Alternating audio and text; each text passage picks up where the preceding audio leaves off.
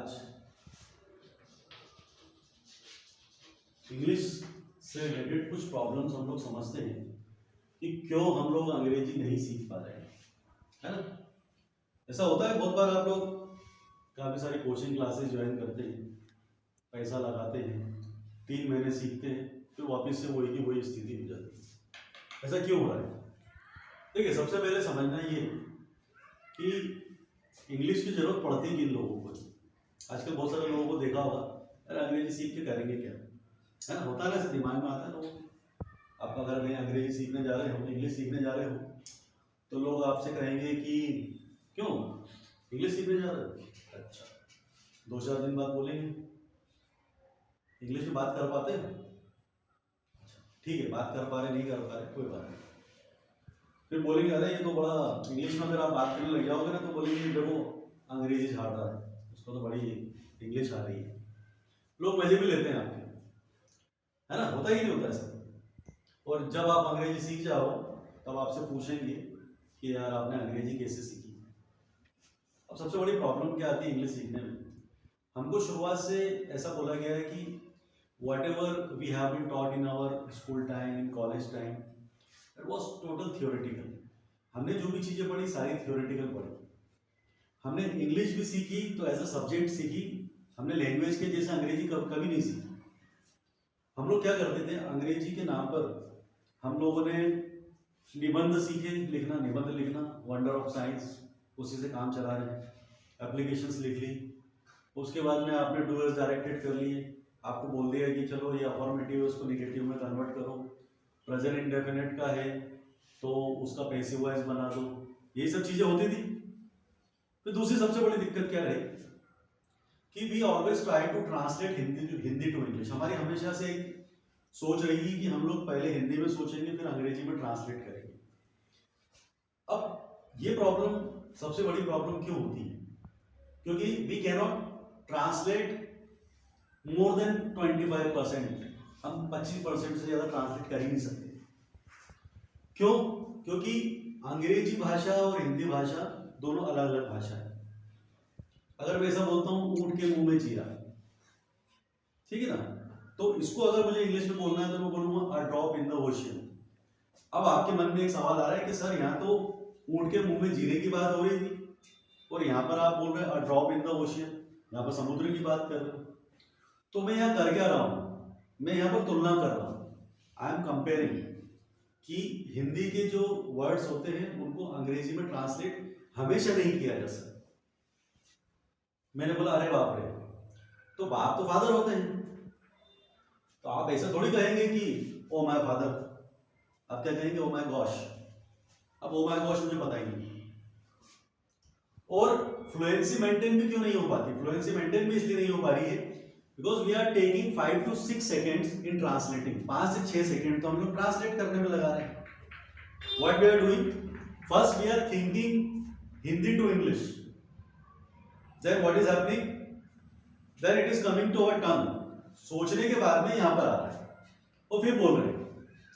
तो अगर आप फ्लुएंट होना चाहते हैं, if you want to be fluent in English, then you should have proper connectivity between your brain and your टंग।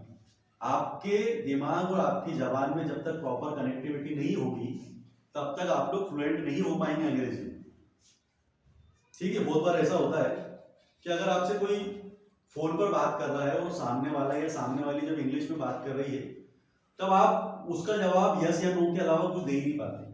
होता है ऐसा। तो क्यों हो रहा है? क्योंकि कनेक्शन कुछ है ही नहीं, there is no connection between your brain and your tongue. ऐसा कहते हैं if speaking is silver then listening is gold. अगर बोलना चांदी के समान है तो सुनना सोने के समान। हम लोग क्या सुनते ही नहीं, और जब तक सुनने की प्रैक्टिस नहीं करोगे तब तक बोल नहीं पाओगे, है ना। एक एग्जांपल देता हूं, आप जितना सीख चुके हो आप उतना ही बोल पाओगे, मानते हो ना इस चीज को। मैं एक एग्जांपल देता हूं, आप एक ट्रेन में सफर कर रहे हैं, 3 लोग बैठे हुए हैं, वो तीनों लोग बात कर रहे हैं, बात करते हैं कि कमर्शियल बातें कर रहे हैं और किसी बिजनेस की बात कर रहे हैं, और मैं बिजनेस फील्ड से नहीं हूँ, ठीक है ना। मैं मैथमेटिक्स जानता हूँ और मैं इंजीनियरिंग फील्ड से हूँ, मेरा बिजनेस से कोई लेना देना ही नहीं। तो अगर वो कुछ बातें करते हैं फाइनेंस की, मार्केटिंग की, तो मुझे कुछ समझ में नहीं आएगा। लेकिन मेरी अंग्रेजी बहुत अच्छी है, लेकिन अब मैं बोलूं क्या, मेरी अंग्रेजी काम आएगी? उस समय मेरी इंग्लिश बिल्कुल बिल्कुल काम नहीं आने वाली। क्यों? क्योंकि मुझे नॉलेज ही नहीं है। अब अगर वो बोलते हैं कि नहीं अगला कैप्टन कौन होना चाहिए, बुमराह होना चाहिए या विराट कोहली होना चाहिए, तब तो मुझे बहुत नॉलेज है। वो तो नॉलेज कहाँ काम आएगा? मेरे पास नॉलेज है, इस वजह से मैं अंग्रेजी में अब प्रॉपर बात कर पाऊंगा। सही बात है कि नहीं? तो अंग्रेजी सीखना काफी नहीं होता है। आप अंग्रेजी के साथ में बहुत सारा मटेरियल इंफॉर्मेशन इकट्ठा करो और बोलने की कोशिश करो। ठीक बात है ना? अब देखिए, एक छोटी सी बात मैं आपको समझाना चाहूंगा कि अंग्रेजी आप क्यों नहीं सीख पाते हैं। बचपन से एक चीज सिखाई गई है कि टेंस पढ़ लो तो अंग्रेजी आ जाएगी। तो बचपन से घिसे जा रहे हैं, टेंस सीखे जा रहे हैं, वो टेंस ना होते वो टेंशन बन गई। वो तो ताए ती ते, मैं जाता हूं, मैं खाता हूं, मैं पीता हूं। अरे भैया ऐसा कोई नहीं बोलता है, देखा जाए तो ये बात कोई बोलता है? आप बोलते हैं कि मैं जाता हूं, मैं खाना खाता हूं, किसको बोलते हैं? नहीं बोलते हैं। अब होता क्या है, देखो अगर मैं बात करूं प्रेजेंट इंडेफिनिट टेंस की बात करें, तो प्रेजेंट इंडेफिनिट टेंस पढ़ाया कैसे गया हमको कि मैं क्रिकेट खेलता हूं तो आई प्ले क्रिकेट, समझा दिया आपको। आई प्ले क्रिकेट मतलब मैं क्रिकेट खेलता हूं। अब प्रेजेंट इंडेफिनिट टेंस में कितने सारे वाक्य हो सकते हैं जो हमको पता ही नहीं, समझना उसको। मेरा क्रिकेट खेलने का मन करता है, आखिरी में क्या आ गया? ता है। तो ये भी तो प्रेजेंट इंडेफिनिट टेंस है।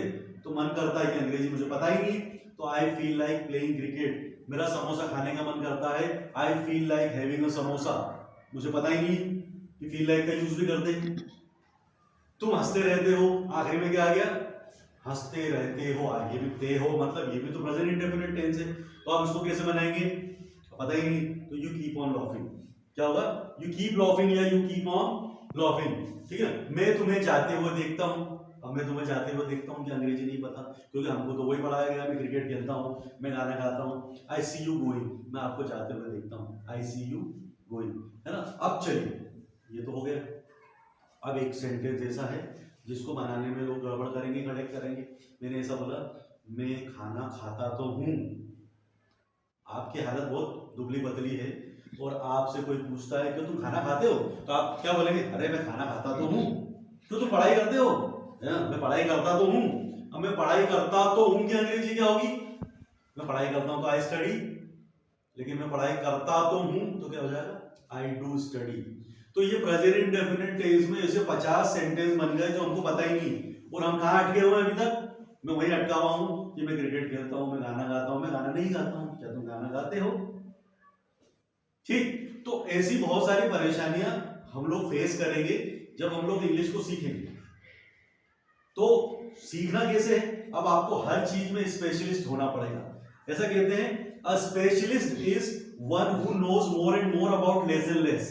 एक विशेषज्ञ वो होता है जो छोटी से छोटी चीज के बारे में ज्यादा से ज्यादा जानकारी रखे। सही बात है।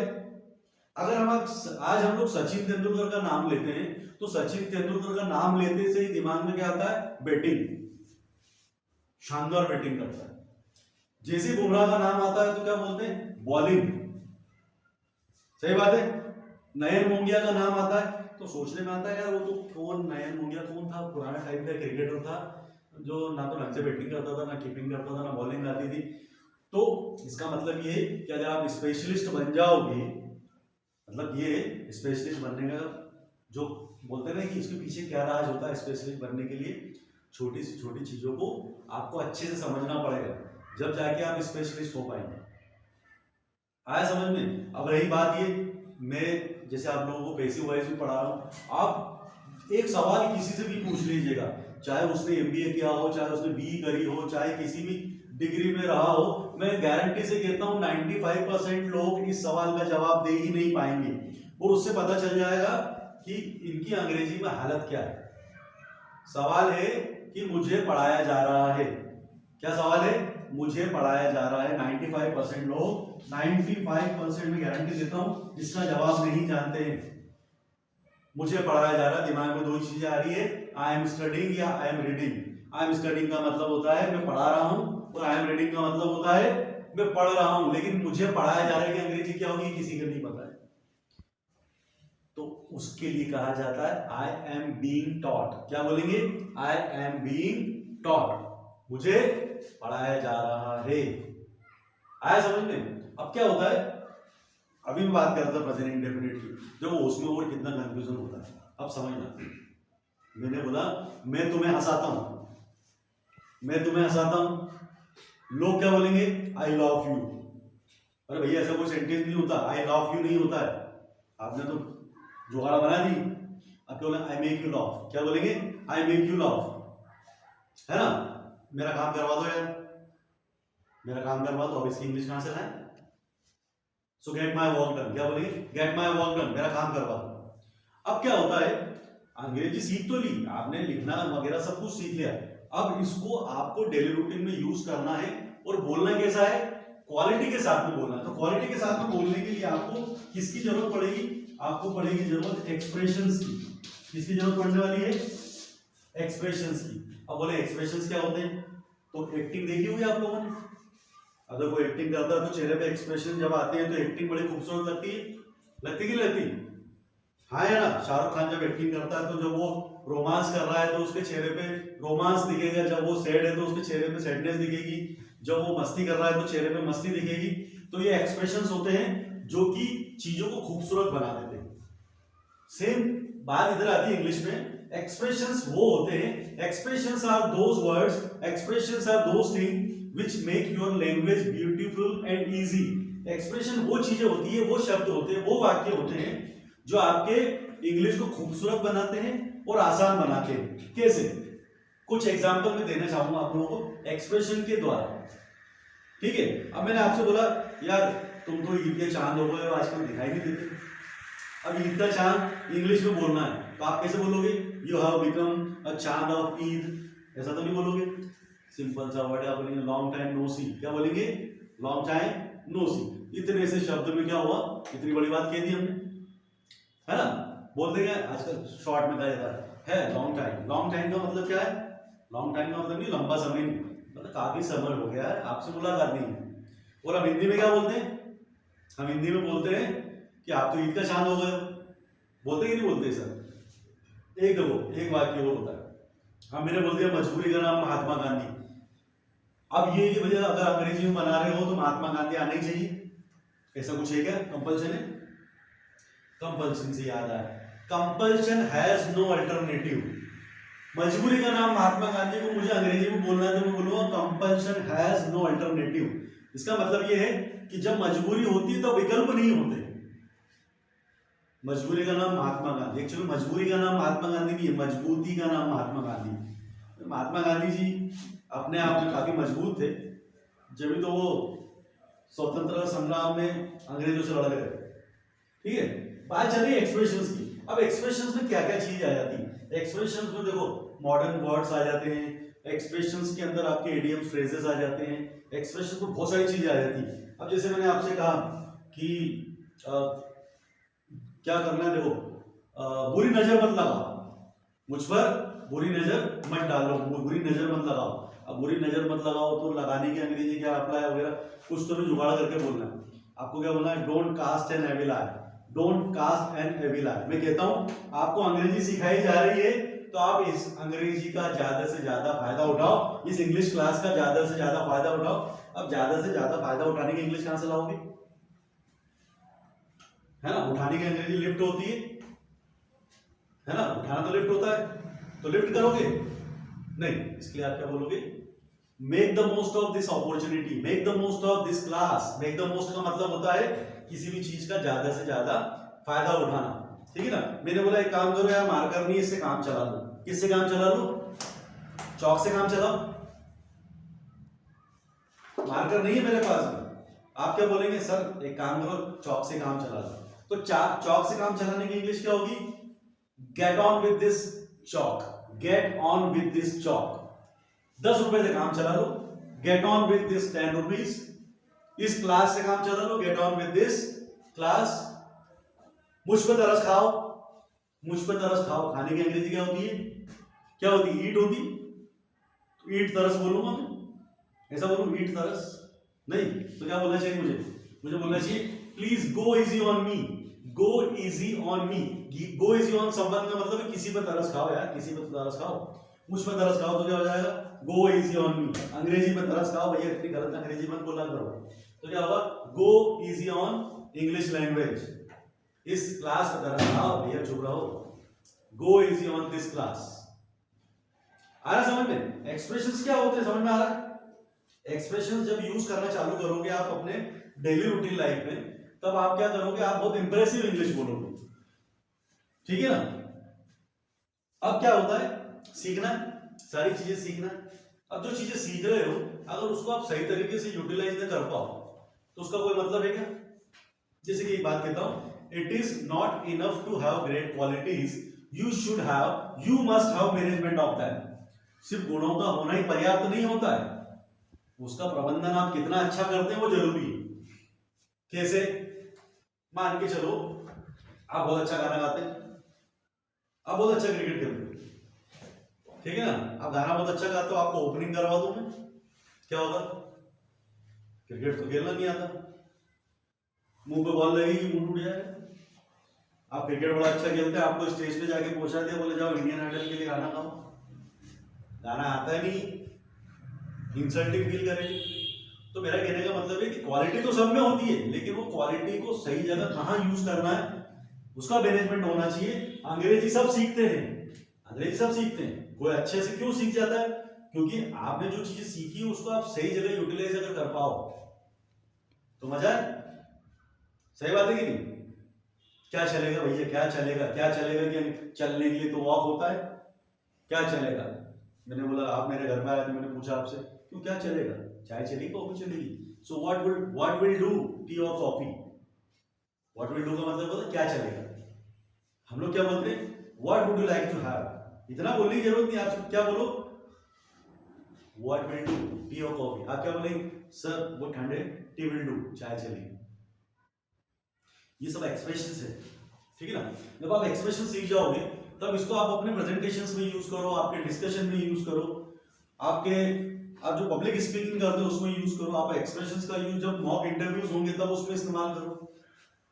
सही बात है। तो देखो एक चीज समझ लो यार, everyone is not born for the rule, हर कोई राजा बनने के लिए पैदा नहीं होता। होता है क्या? राजा तो कोई एक ही बनेगा, और राजा किसको बनना आप लोग डिसाइड कर लो। कहने का मतलब है सीखने सभी आ रहे हैं, बेटे सभी हैं, राजा भी सभी को बनना है, लेकिन बनेगा तो कोई एक ही। वो कौन बनेगा? जो सबसे बेस्ट होगा, है ना। कहते हैं best is the biggest enemy of good, best जो होता है सबसे बड़ा शत्रु होता है अच्छे का, गुड का। तो आपको डिसाइड करना है, you have to decide what do you want to become, best और गुड, ठीक है ना। चलिए आज के लिए इतना काफी।